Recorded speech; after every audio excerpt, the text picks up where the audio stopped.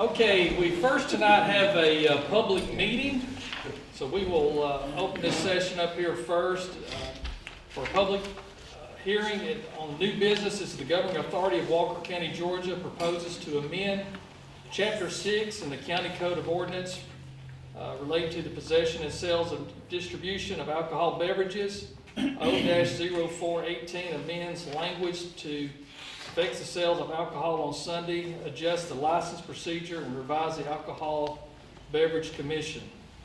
So you should have, if you received a packet out front, a copy of the original ordinance.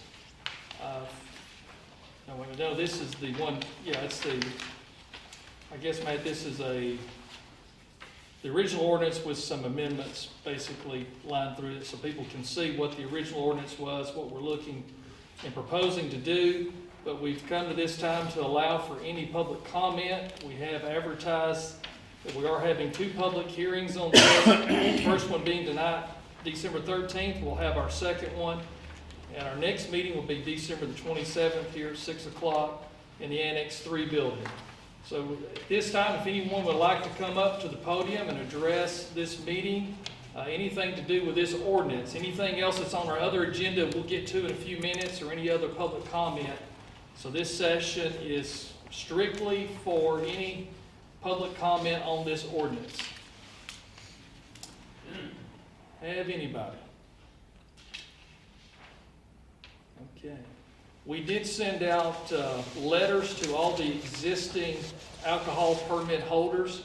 I think there was about 33 letters that we did send out. We have talked about this also in our newsletter to let people know that we were going to have these meetings. The voters did vote back in November to move forward with this, so we're taking this action item up as quickly as we can, but we do have some housekeeping procedures that we have to do by the public meetings, making any modifications, and so we will continue down this path with our next public hearing. And our plans are, if there's not any changes or modifications, at our next meeting we'll approve this ordinance, and then this will go into effect on December the 30th of 2018. If there's not any delays on this. So starting December 30th of 2018, someone could enact the changes of the ordinance, which is mainly around the Sunday sales. Last call for any public questions, comments concerning this ordinance. Okay, hearing none, we'll close out our public comment section on this. We had no comments for this.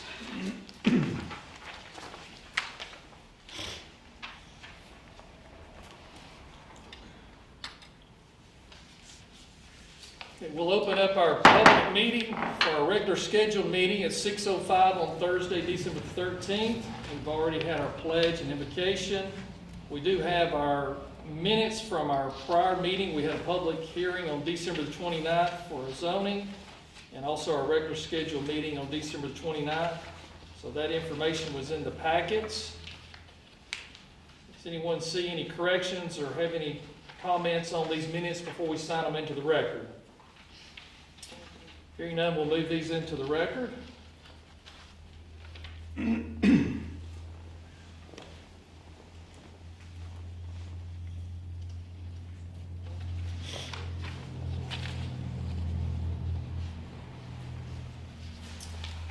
we have our minutes from our regular scheduled meeting also on the 29th. Same there. Is there any corrections or anything that needs to be brought to our attention before we sign these into the record? Okay, hearing none, we'll sign these into the record as well.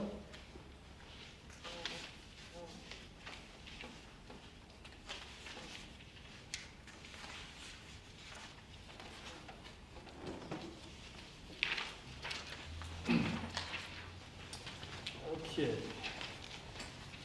First item on our agenda, number 1, is the Georgia Emergency Management and Homeland Security FY 2018 EMPG base award application. So this is a application that totals $41,524.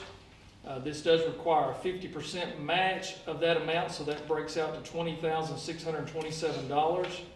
For emergency management, Emergency Management Director Blake Hodge is here. You got any additional comments or want to talk about what these funds would be used for? Well, I just want to, one important thing to clarify on the match is that there's a list of those categories that you can choose what you're going to purchase. We'll receive $20,627 from the actual grant, but we are allowed to use a match out of the Emergency Management Director's salary. So that's not like we have to buy $20,000 worth of an item and then get the same thing from the federal government or Georgia or GEMA. We can get something in under those categories and match it with a part of the director's salary. So that's what we normally do. And that's helpful. It went down to 11,000 last year, so I'm glad to see it back up to 20,000 this year. So do you know yet what type of items you would be using funding for? There's a list of things we need to do. We know we want to get some weather radios and things to help with our notification system, those that don't have cell phones and stuff. So there's some pre-approved items that you can use out of that. And it's basically it's categories like that, yeah. And then there are designated items you could get. So okay. We'll follow the guidance and direction of the grant, and then so we'll probably end up bringing that back before, and because it'll be a large amount of different stuff. So this is also too a grant that we've done several years. I take it forever almost. It's pretty much forever. This is an ongoing, reoccurring type grant. So this is something that's been very helpful to Walker County to buy additional supplies and material. Okay, we'll go ahead and sign this application here.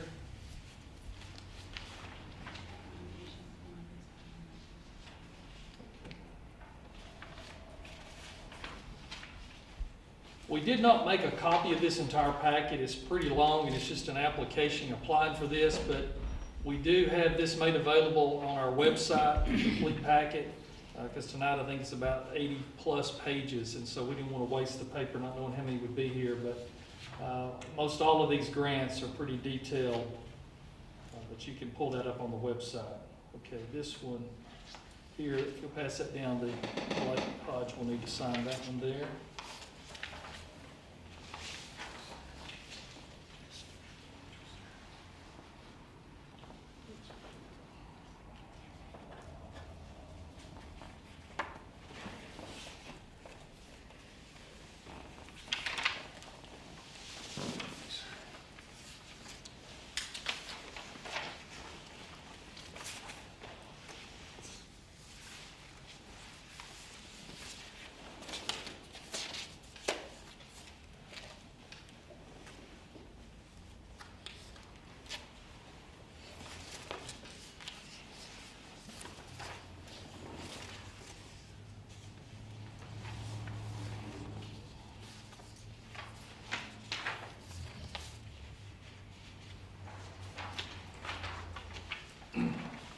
Okay.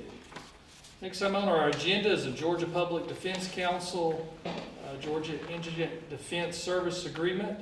Again, we did not print this out. This is a standard agreement that's been signed many years into Walker County, but we do have with us tonight Mr. David Dunn, who is over this department and manages the public defense. And if you want to just give us a brief overview, I think a lot of people maybe don't understand what your department does, Sure. and the number of staff members, and how this works in conjunction with our other surrounding counties. I'd be happy to.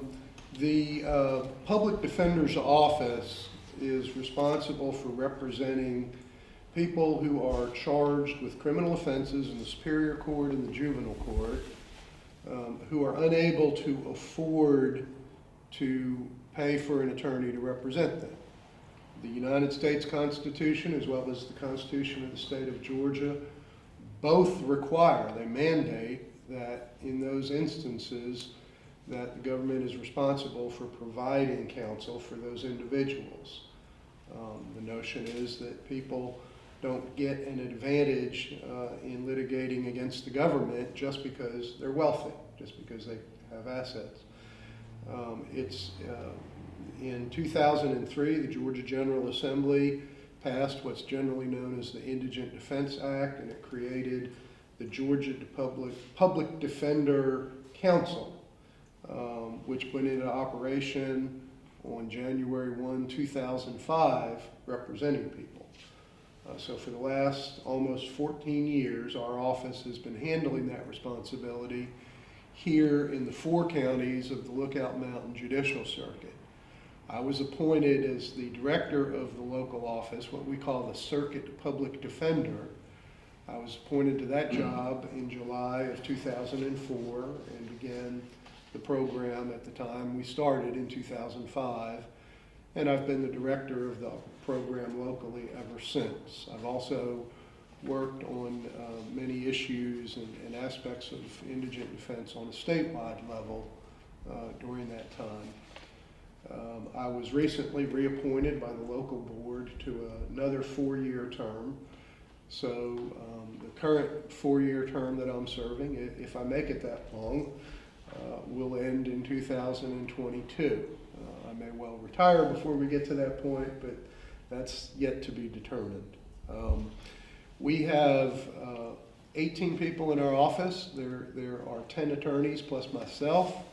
We have an investigator. We have administrative assistants. We have what we call an intake coordinator who goes and visits the jails every day and is responsible for talking to people within 3 business days of their arrest. So nobody languishes in jail without seeing an attorney. It's part of our job to make sure that those folks are seen and talked to.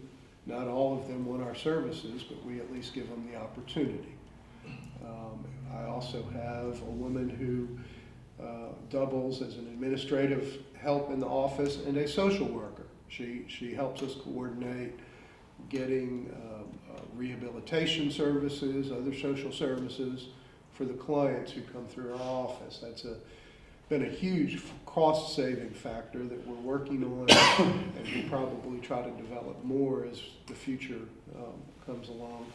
It's a new trend in public defense, and they're advocating it all across the state. And we're well ahead of the curve on that in terms of developing it here.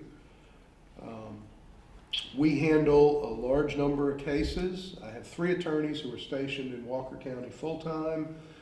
I also do some work in other counties too, and the other attorneys from the other counties come here and work when we have trial terms.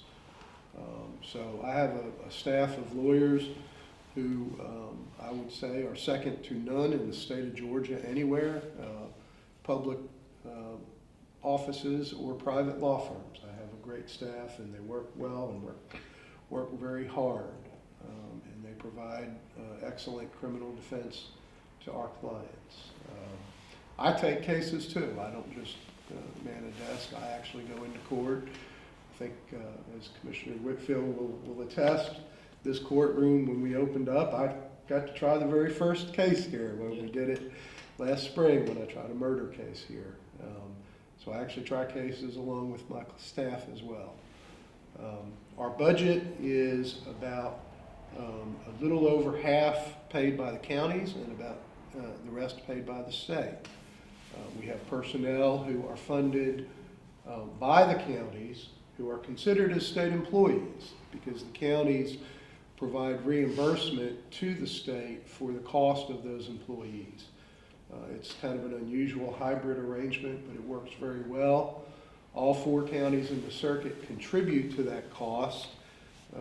Walker County has been gracious enough since we started to act as the administrator of that budget process, and the other counties pay their shares here to Walker County, which then pays the state.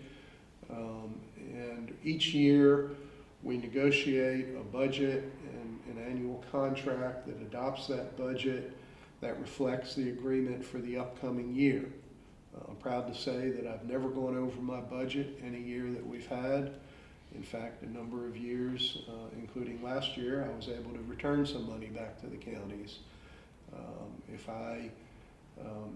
the counties contribute money and I don't end up spending all of it on my personnel, then I get a refund check back, or else we roll it into the upcoming year, one or the other. And this last year, I got a check for 16 and 17 that was some $45,000. And we were able to kick that back to Walker County and the other counties. So I'm very tight with the penny. I'm tight with your money. I watch every penny we spend, and I'm proud of the job that we've done. So I would ask you to renew our contract for another year. I have some information about caseload statistics if you're interested, but I don't want to take up too much time either. Very good summary, very informative, and we wanted David to come and share this information. A lot of people don't realize that they exist, and the services they provide, and the collaboration that's done within the Lookout Mountain Judicial Circuit, where all 4 counties are participating with a financial share on a pro rata basis, primarily based off of the population census. There's a couple of little tweaks in there, but there is a copy of a summary budget that's in the packet, so you can find that online that gives that breakout. But just from a number standpoint, Walker County's projected share of that budget is $266,886.64 for the upcoming year. This Public Defense Office, their budget runs January 1st through December 31st. And so this is for his calendar year 2019 budget. So we do have the agreement also is in the packet. And again, this is the standard language that's been used over and over. This agreement is signed by all 4 counties. And so it has those listed on here in the respective chair or so commissioners.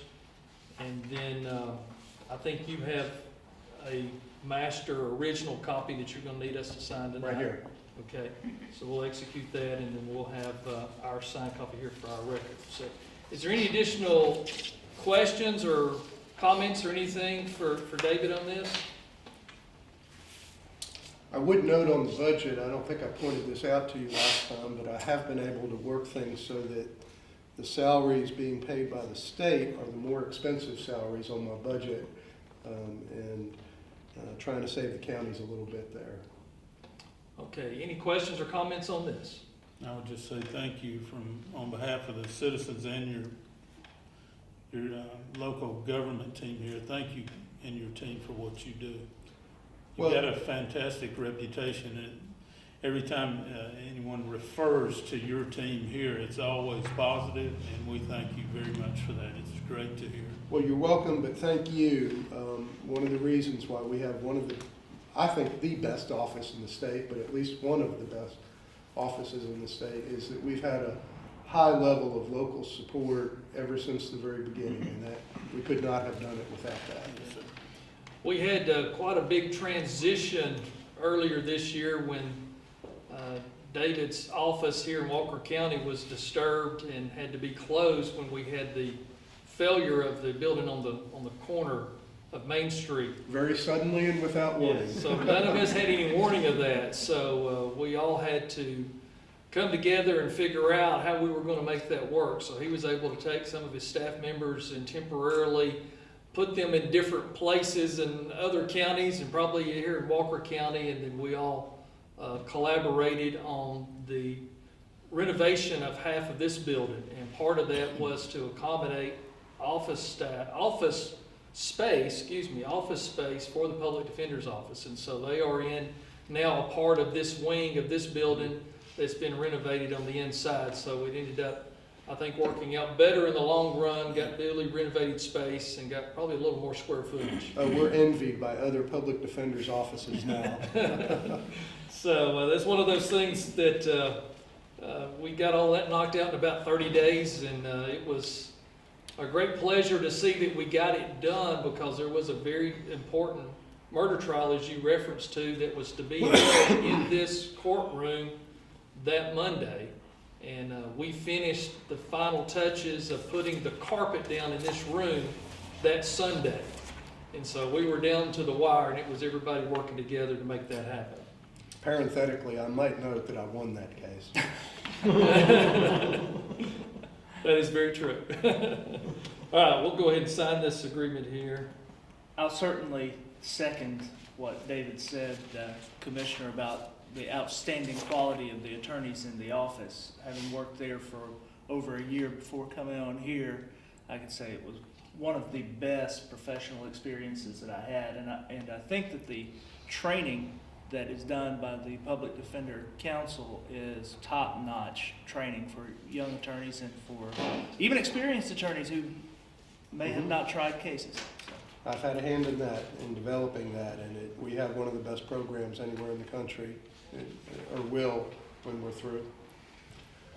With all of that, Commissioner, I appreciate your attention to our issue. Would it be permissible for me to head out? I have a group Absolutely, of yes. high school mock trial students that I coach, and they're waiting for me to get there to Very do our good. session tonight. Absolutely. Thank you. and Thank you for all. being here and explaining things so well. Okay. All right.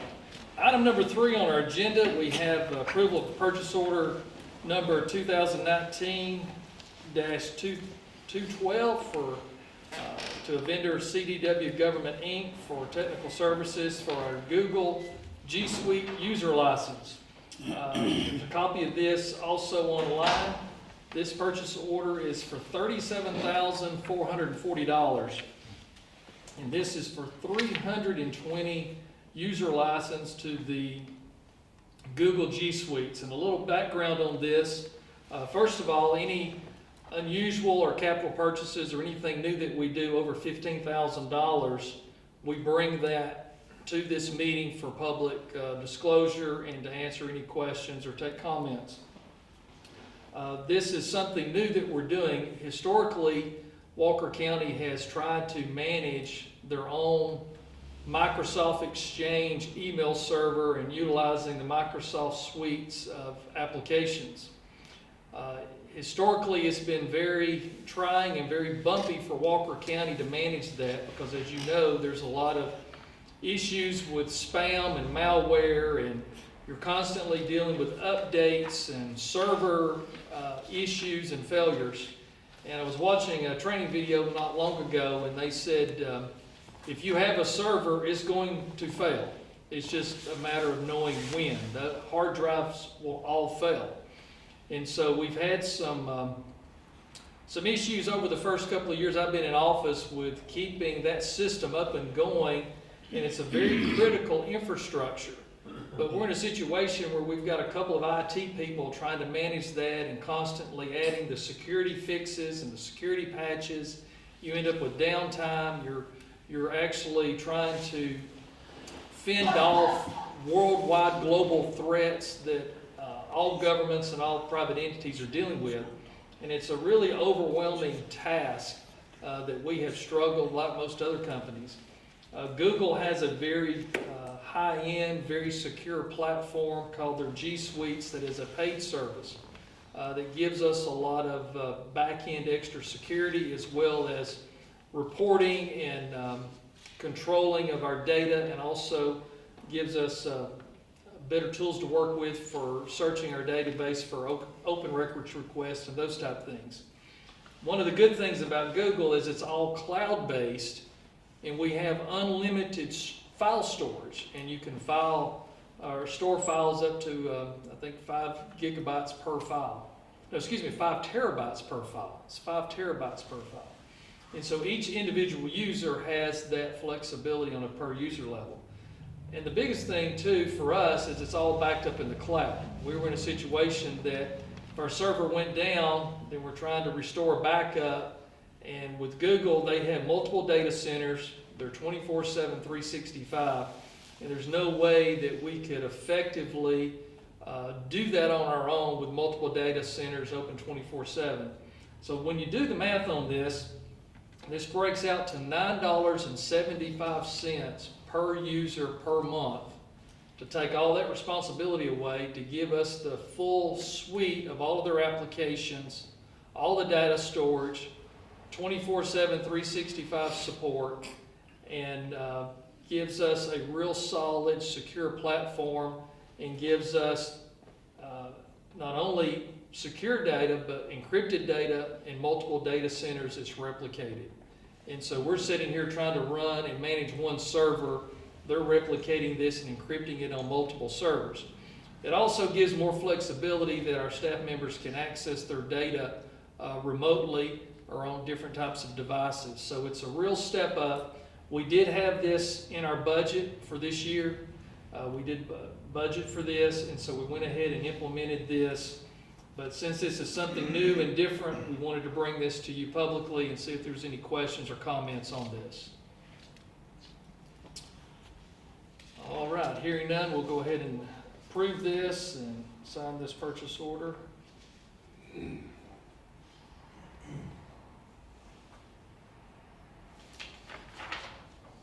Okay. Item number 4, resolution R-048-18, authorizing to execute agreement of governing expenditures for the state and local government costs. This here is a letter and an agreement. I'll just read this to you. This is dated November 21st, 2018, Hazardous Waste Trust Fund application for reimbursement.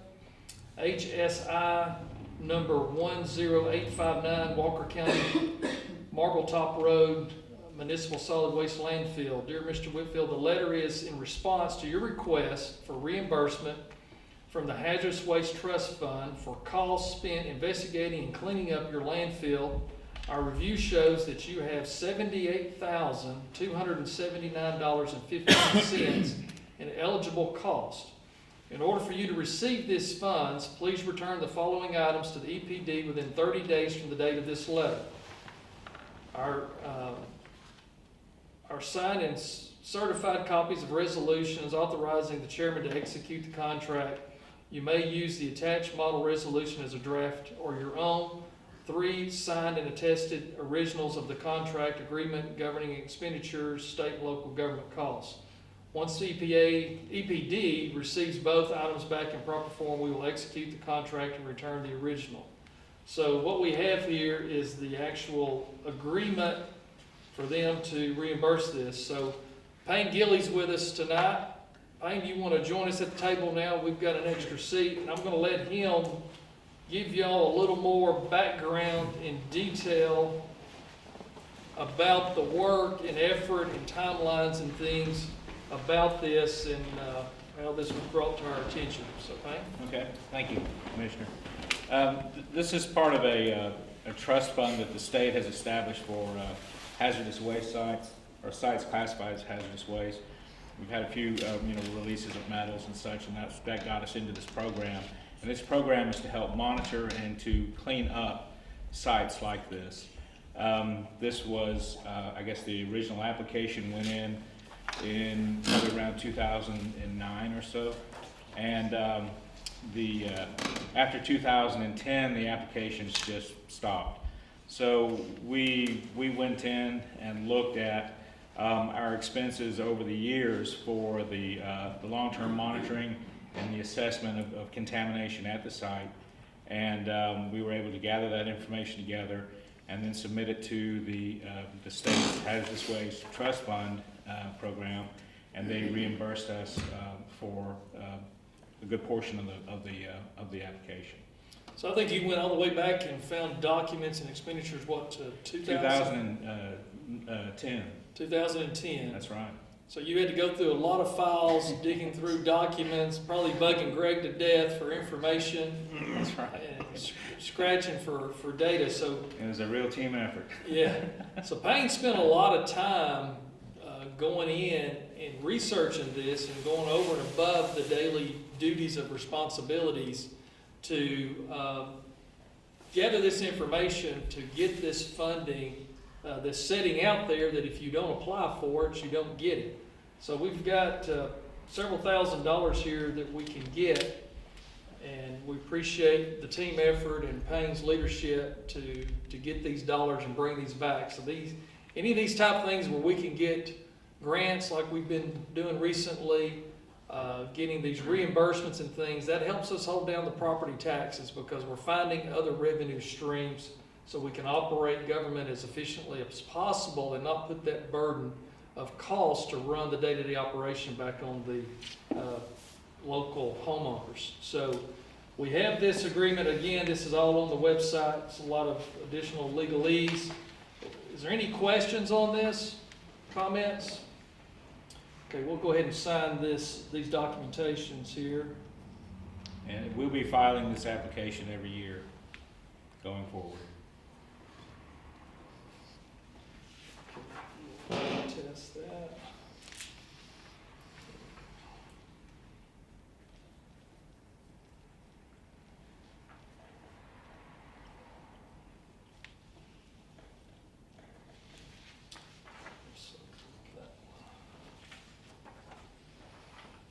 Okay, next item, FY19 Human Service Transportation Subgrant Transportation Service Contract by Transit Alliance for Walker County. Seems like we've done a lot of this lately with our transit system. A lot of this is driven that they get some of the funding from the federal government, and so there's a lot of documentation. So Greg, I know, has worked on this a lot, and Greg, you got anything you want to? This is a different contract. This is totally different what I'm working on. Okay, this is different from the other one you've been working on. Right. Okay. I can't keep them all straight. There's so many of them. But again, this is something that, as you see, it's just tons and tons of pages here. All this information is on our website. You can print. But this is additional documents and agreements to keep our very valuable transit system running. And you'll see in our statistics reports here later, our transit system is very highly used. A lot of people depend on it greatly, and we got to push some paper and handle documents to keep that going. We're going to continue to do so. So we'll go ahead and sign these into our record.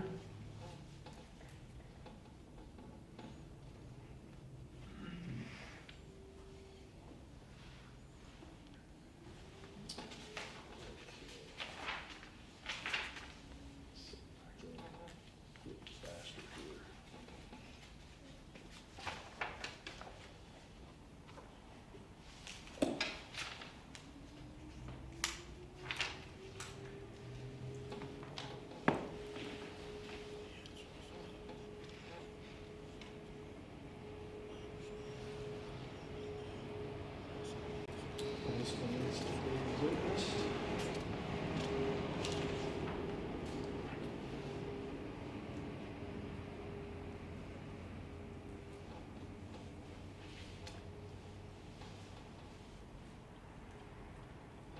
I hate for all y'all to have to sit all through this, but we have to be able to show that this was handled in public, so just bear with me here a few more minutes.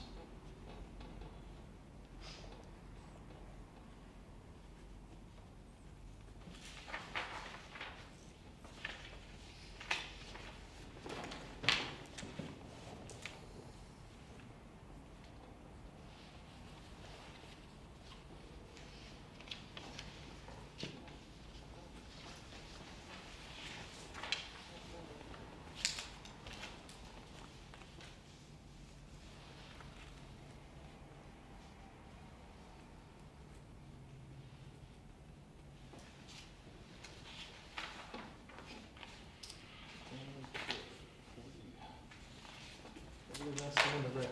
Okay. All right, last item on our regular scheduled agenda is our November Department Statistic Information. This is also in your packet tonight, if you picked up a packet there at the table. First thing on the list is our animal shelter. We had 69 dogs and 2 cats that were adopted, rescued, or returned to owner. We only had to euthanize 8 dogs this month that were either had health issues or actually was too aggressive and too dangerous to be turned back into the public. Code enforcement was able to get inspections on 419 properties that are in compliance and had no violations. They did have 17 properties that did show at least one or more violations and had to write a citation. Most importantly, we had 12 cases that were closed for the month. So a lot of times it's harder in the winter months to get cases closed because of the cold weather, the rain, gets dark early, and most of these code enforcement issues are outside property maintenance. So a lot of times citizens are very limited on the time they can work on it, so it's always good to see that we have some cases closed. So that gives us 327 cases closed for the year. compared to 480 last year. So we're coming up on very close where, we're going to celebrate when we get to 1,000 closed cases, that there's 1,000 properties that have been brought into compliance in Walker County that were out of compliance from the prior term. Our fire department continues to have a lot of responses. In October, they had 506, and in November, they had 507. The quick response vehicles responded to 456 calls. Blake Hodge and I, we've already been having some conversations about the amount of call volume and the load that it's putting on our current staff and our staffing levels and the number of stations that we have full-time staff members out. Because if you look, 2018, we're at 5,852 calls responded to, compared to 2016 at 3,492. So most likely, by the end of the year, we could be very close to being double the call volume of what it was just 2 years ago. And so a lot of these calls are medical-related calls that we're responding to, or life safety issues and things. And so we don't just make this data up or just see how many calls we can run. This is where citizens are dialing 911 and asking for emergency help. And so we're just seeing our call volume up and responding to more types of life safety calls. Our litter control, 6,980 pounds of litter was cleaned up off the side of the road. This is something we've had an initiative for the last 2 years on. So in 2017, it was 123,000 pounds. This year, we're approaching almost 110,000 pounds. So that's a lot of litter and trash that's been picked up off our roadside. So we get a lot of positive comments about that, and people are really able to see the effects of getting the trash up to keep our county beautiful. Mountain Cove Farms, it's just amazing what our staff and team has been able to do at Mountain Cove Farms. They set an all-time record in November for 182 nights stayed at Mountain Cove Farms. They come off of a strong month in October, we felt like, which was 81 nights. November again was 182. We were talking back 2 or 3 months ago that we thought we might hit 700 for the year. We're already at 855. The staff tells me their goal is to hit 1,000 this month, or for the year, if this is in December. So I don't know how they're going to be able to pull that off, but they're determined and working hard to try to get 1,000. So in comparison, 2017, it was 525 nights, and that was up from 162. So from 2017 to 2018, we're right at looking at doubling the number of nights stayed, and so that contributes to having accommodations that people want to come to. We get a lot of repeat business. Also having good service and good staff to get the positive reviews and to get that repeat business. And also our Walker Rocks campaign is also driving people to look and take notice of Walker County and the positive things that we've got going on in the outdoor adventure. And so we're driving a lot of people through social media and through our websites and things to come to Walker County. It's definitely reflecting in our numbers. In our planning, single-family homes, we had 9 new applications and 7 in November for new construction of single-family homes. So you've got the winter months and you've got people applying for permits to build new single-family homes. Our public relations, this is another area we're very envied around the state. Anytime I go to some of the regional or state meetings, people talk about what Walker County's been able to do with our communications, our transparency, with our media and our public relations.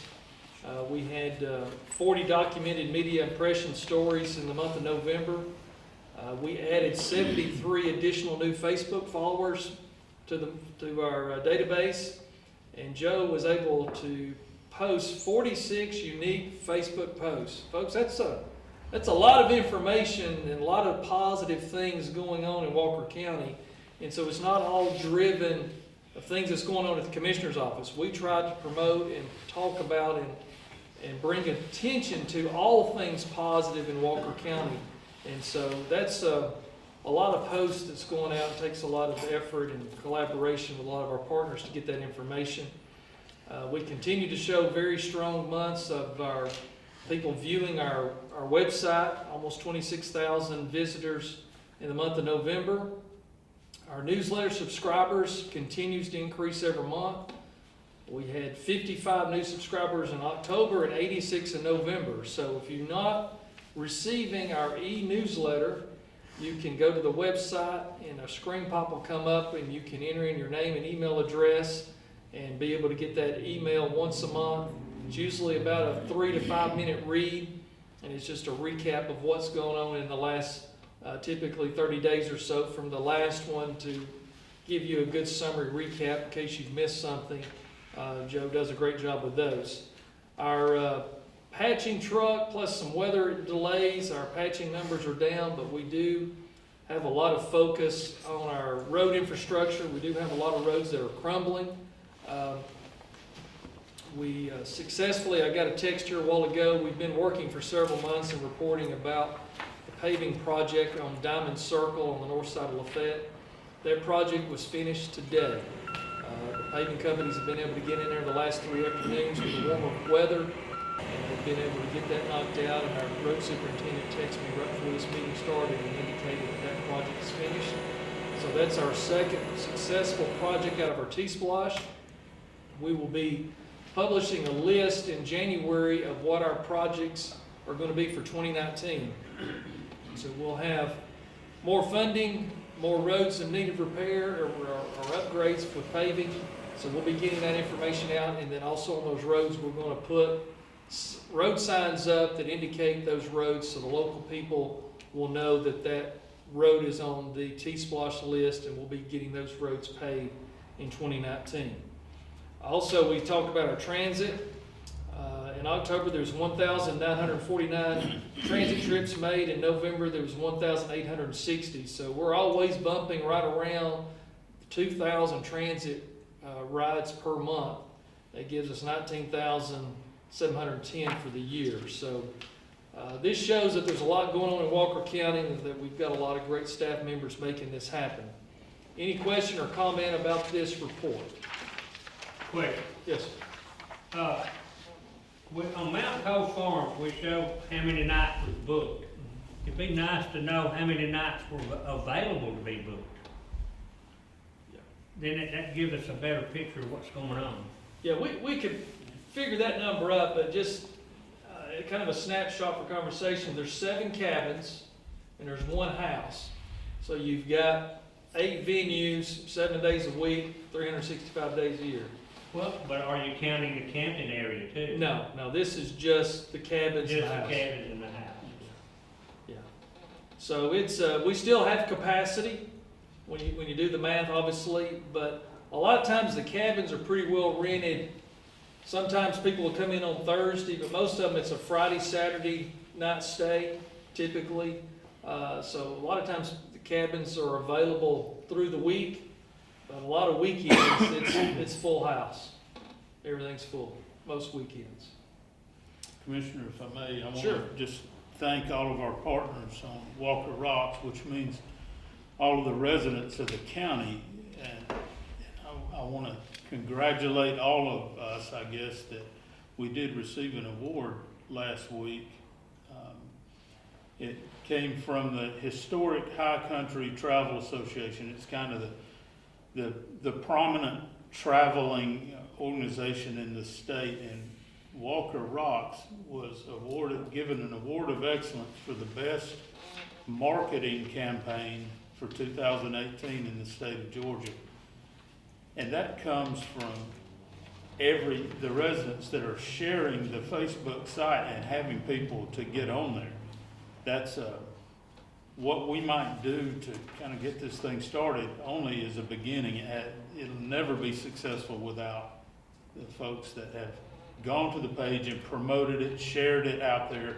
And now you've got 44 different countries engaged on the Walker Rocks platform. 44 countries. And we're pushed up now, I think we hit about 3,400 active folks that are engaged with the site every day. So a big thank you to Joe and to Lacey, our partner at the Chamber of Commerce. They've done a wonderful job here, and it's something for all of us to be proud of. Yes, it's been great to see how quickly this has grown, and it's very much shows the amount of work and effort that the team's put in to receive this award. And I didn't even know we were up for an award. I just got a text from Joe, said, "Hey, guess what? We just got an award." So those are the good ones to get, I think. If you're working for an award, it doesn't have as much to it. But I think the awards that you get, that you're just doing the best you can do, and someone else recognizes those efforts and rewards you for that, are the best ones to ever get. So It's nice, but the real reward is the increase in sales tax revenue. And again, I was going to say, I hate to keep saying this, but I really don't hate to keep saying this. When sales tax revenue goes up, burden on property taxes comes down. And that is the ultimate aim of this initiative. So, all right, very good. This will end our regular session of our meeting, so we'll adjourn our meeting officially, but this does open up for any open discussion from the floor.